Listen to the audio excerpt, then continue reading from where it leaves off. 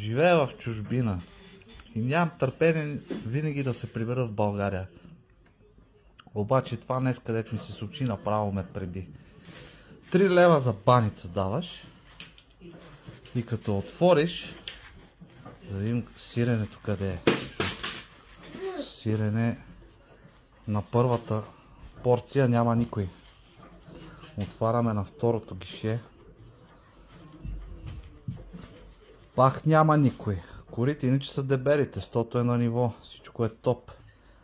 Отваряме на третото място.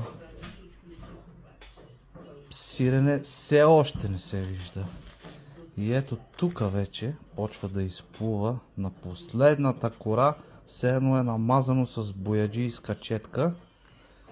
И така, като за пилци направено, аз не мога да повярвам, това е... Не е хубаво да го правя с храната, но това наистина направя подигравка с хората.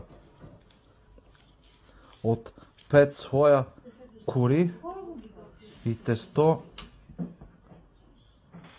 толкова сирене, то даже не е сиренето, стопило ли се, то това направо е смях. Направо нямам думи. Представям си до година, като карат еврото кошия. Това наистина е нормална работа.